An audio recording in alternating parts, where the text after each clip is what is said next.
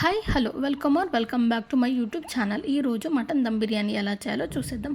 ముందుగా 350 గ్రాములు మటన్ నీట్గా కడిగి అందులో 2 చెంచాల ఉప్పు, 1 చెంచా పసుపు, 2 చెంచాల కారం, 2 చెంచాల మటన్ పౌడర్, 2 చెంచాల గరం మసాలా, 2 చెంచాల ధనియా పౌడర్, 2 చెంచాల అల్లం వెల్లుల్లి పేస్ట్, గుప్పెడు తరిగిన కొత్తిమీర, పుదీనా వేసి 4 పచ్చిమిర్చి చీలికలను వేసి 200 గ్రాముల పెరుగు అలాగే ఫ్రైడ్ ఆనియన్స్ వేసి బాగా కలిపి గంట పాటు మ్యారినేట్ చేసుకోవాలి. తర్వాత కుక్కర్లో వాటర్ పోసి వేడెక్కిన తర్వాత కొద్దిగా ఆయిల్ వేసి సగం నిమ్మరసాన్ని పిండుకోవాలి.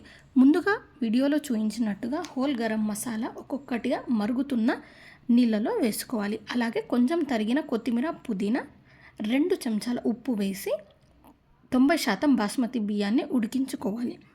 మరోవైపు కుక్కర్లో 2 స్పూన్ల నూనె వేసి మ్యారినేట్ చేసి పెట్టుకున్న మటన్ని వేసి 7 నుంచి 8 విజిల్ వచ్చే వరకు ఉడికించుకోవాలి.